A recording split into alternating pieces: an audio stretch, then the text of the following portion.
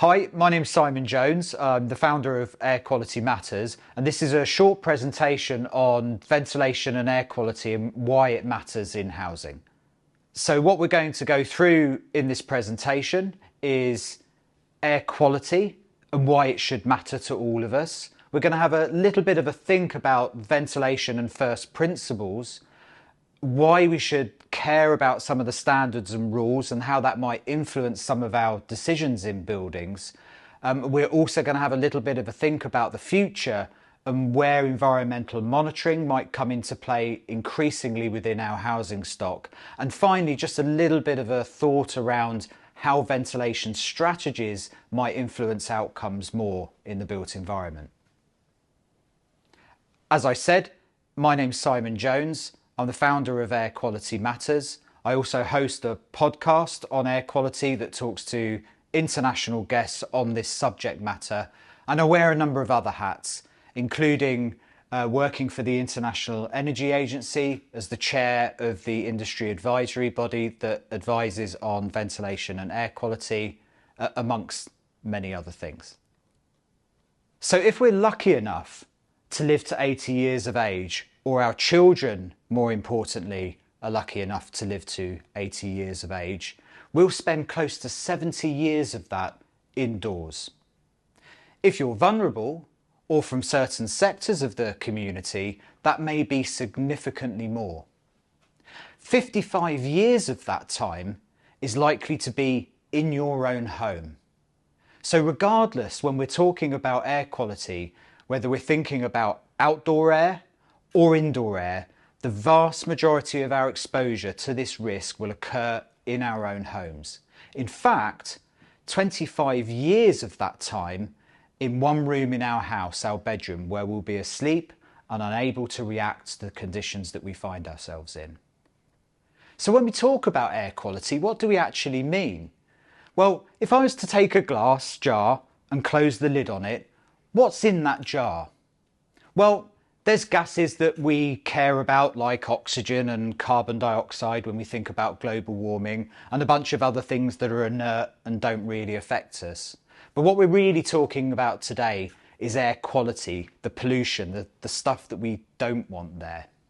So when we look at the kinds of pollution we find in the home, we see a broad mix of things. In fact, it's a very thick pea soup of chemicals and toxins and particles and gases that can cause us some degree of harm or another. As a simple example, if we look at the proportion of pollution that we find in typical homes in our part of the world, a third of them will be ethanol. That's alcohol-based chemicals that's used for evaporating and drying things like makeup and paint and varnish and all sorts of products that we find around the home. But ethanol in itself might not be that harmful to us. We do find some pollution, like particulate matter for example, or formaldehydes, that do cause us harm. Formaldehyde, as an example, is a class 1 carcinogen that can cause cancer. So how do we start to categorise the harm that these pollutants cause?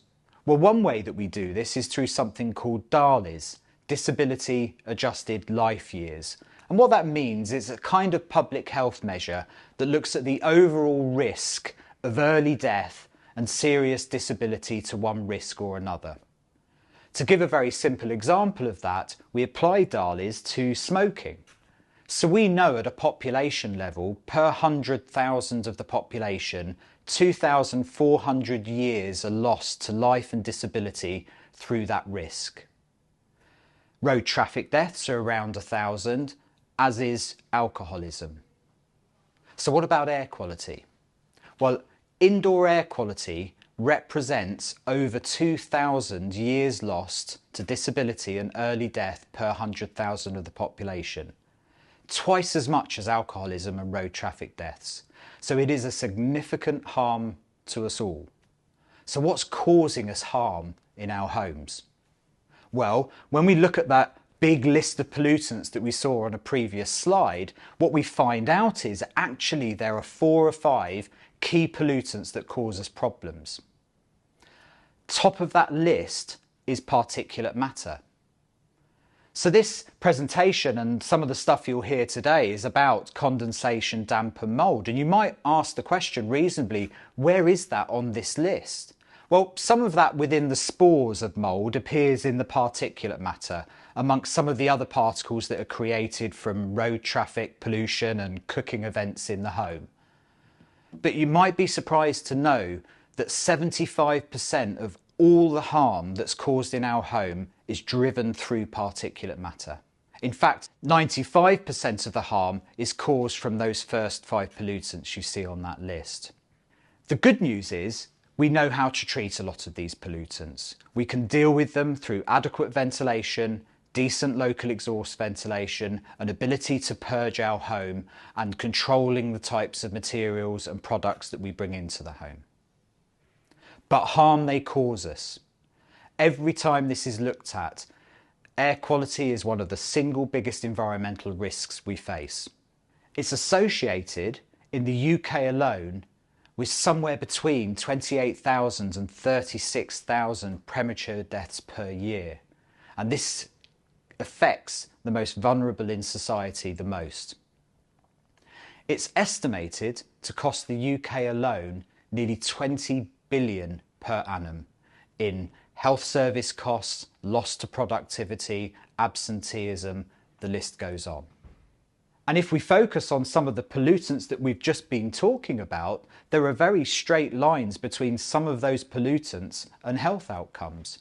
Let's take radon, for example, a radioactive gas that finds itself in homes if you happen to be in the wrong area, a gas that we know how to manage with radon barriers and adequate ventilation. That gas alone causes nearly 1,100 cases of lung cancer that leads to death per year in the UK. Asthma, a disease we know is significantly exacerbated by poor living conditions, seriously impacts the health and well-being and lives of people living in homes. And I think you have to be living under a rock recently in housing not to be aware of the death of Awab Ishak, a 2-year-old boy in social housing, as a direct result of exposure to damp and mould and the conditions that he lived in. But even before Awab, there was the 9-year-old girl, Ella, who lived on the South Circular Road in London, who was the first case in the UK to have on her death certificate that the conditions of the air that she breathed in and around her home led to her death. So this thing affects us all, and we're now moving to a period of time where very straight lines are being drawn between health outcomes and the air and the quality of the air that we breathe. And of course, when we're talking about Awab Ishak and damp and mould, it brings us into the field of moisture in buildings. And we're having to start to think much more sophisticatedly about how we treat moisture and moisture balance. Every building has a healthy balance point, and it's a balance point that's affected by a range of systems within the building, whether that's fabric or systems like heating and ventilation, whether it's the use of the building or even the broader context that that building sits in, like whether it's in fuel poverty or it's over-occupied. All of these things interplay with each other and cause a building to shift in and out of moisture balance. And when that building is out of balance for a sustained period of time, that's where we start to see condensation, damp and mould forming. So when we talk about moisture balance, one of the key systems in controlling moisture balance, one of the pillars if you like, is ventilation. And the reason it's one of the key pillars is it's the principal tool that we have to limit the build-up of moisture vapour, the moisture that's in the air that we breathe, building up in our home. But we don't get it right enough. Every time this is looked at, we find widespread non-compliance with ventilation performance. Take just recently in the UK, we found nearly 95% non-compliance with even new builds that were handed over into the market. In Scotland in 2019, they looked at new homes and found 65% of the homes were significantly underventilated.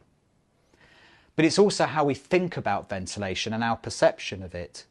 On the slide here, you'll see a natural ventilation system with intermittent fans. That's the ventilation system we're most used to in this country. That's where we have trickle vents in windows or holes in the wall, or an intermittent fans in the bathroom that come on when we go to the loo in the middle of the night. But we don't think about what it's like to live in that home. So if we take that living room in that particular slide, what's your experience of living with natural ventilation in that space? Well, your experience is cold air coming in through a hole in a window or a wall. What do we think about that? Do we perceive that as fresh air coming in to deal with the whole house, or do we perceive that as a draft? And our reaction often, and most of us have these vents in our home, is we see them as troublesome components of our building and we close them and we block them.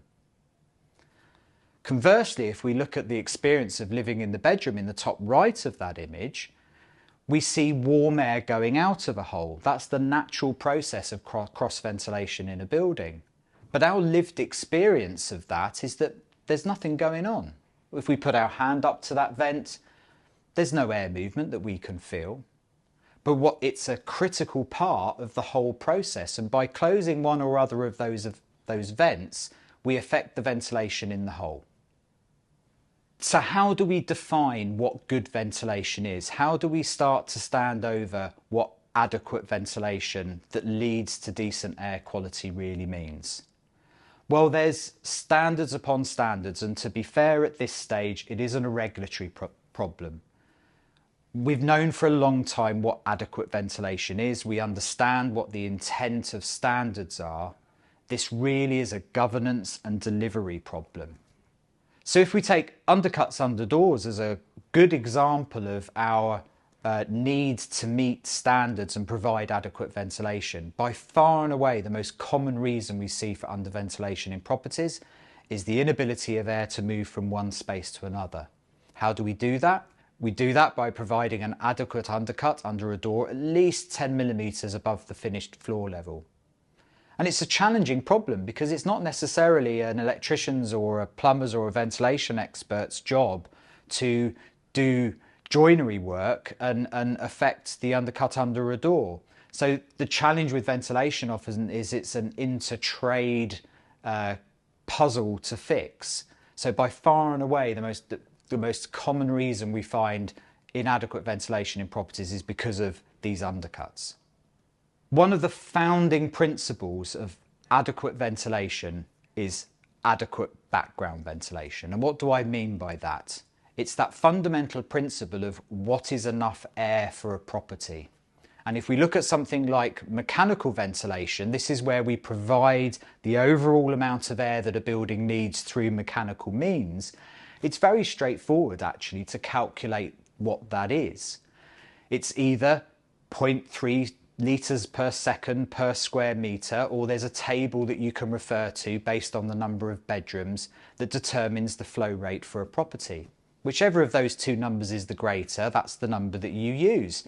It's very simple. But back to my point in case, it's not a regulation problem, it's an application of that regulation problem. And what we often find is fans specified that aren't capable of meeting those determined flow rates. So in this image you see on screen, what you have is a relatively small apartment. It's 55 square metres and has 2 bedrooms. Well, based on the floor area, it only needs about 15 or 16 litres a second, but based on the bedrooms, it needs 25 litres a second. How is the mechanical system going to deliver that? Well, if it's a mechanical system, it's going to principally do that through extraction in the bathroom. That means that those two fans, one in the bathroom, one in the kitchen, have to deliver 25 litres a second between them. I can tell you that most of the fans that are being sold onto the market are not going to sustainably deliver 12.5 to 13 litres a second, 7 days a week, 24 hours a day, without causing a noise problem. So this isn't about what's needed for the building, it's about the products that we choose to deliver what's needed for the building. And if that's not hard enough, we're now moving into the world where we're going to be judged by the ongoing performance of the spaces that we occupy and manage and rent.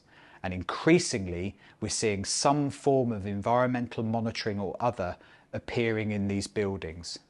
These environmental monitoring approaches have their own value, particularly in housing.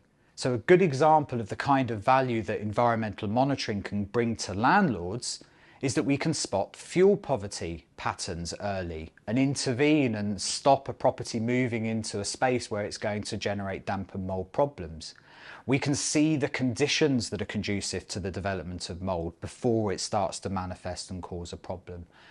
We can see if a property is void early and stop that property deteriorating and falling into disrepair, plus many other value propositions that this data brings.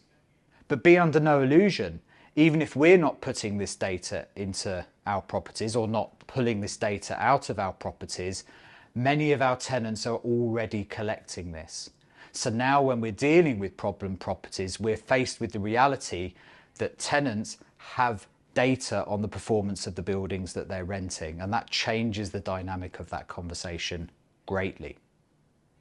So we now have to start thinking strategically about ventilation and air quality in the places that we manage. And that starts with a proper diagnosis of the challenge. Where does ventilation work and where doesn't it in our properties? Do we have a real handle on the performance of ventilation in those properties? How do we come into contact with those properties? What touch points do we have within our organisation? Do we have housing teams, void teams, condensation, damp and mould response teams? How can we impact on better outcomes? What influence do we have over decisions? What could the consequences of certain actions be? And so on. That mapping process is absolutely critical to understand how we're going to deal with whatever scale of the problem that we have. Once we have that diagnosis of the challenge, we start to build frameworks around policies and outcomes. So this is where we start to build guiding policies that deal with the nature of the challenge. So this might be policies that deal with internal competencies within the organisation to manage ventilation and air quality. It might be that we start having proper performance testing of our ventilation through our portfolio to understand the kind of gaps that we're facing and what those workflows might look like. Once we have those guiding policies, we can then start to develop series of coherent actions that deal with those policies and the frameworks that they create. So that might be, for example, having a ventilation lead within your organisation. That means having somebody that you can go to that can assess the performance of the ventilation and provide advice to other team members. It might be that you have a particular communication strategy that's built around certain renter types or building typologies or scenarios that is fit for purpose. It might be that you have performance criteria that you want to deliver, whether that's acoustic or ventilation performance driven. And finally, you might be bedding in very specific commercial contracts and frameworks to guarantee you're getting what you pay for. That's the presentation from me. Principally what this has been about is to say that ventilation and air quality is important to us all. Far too often we're falling short on the critical pillar that is ventilation, but there are ways to solve that and build processes around getting better outcomes in the housing that we provide. Thank you.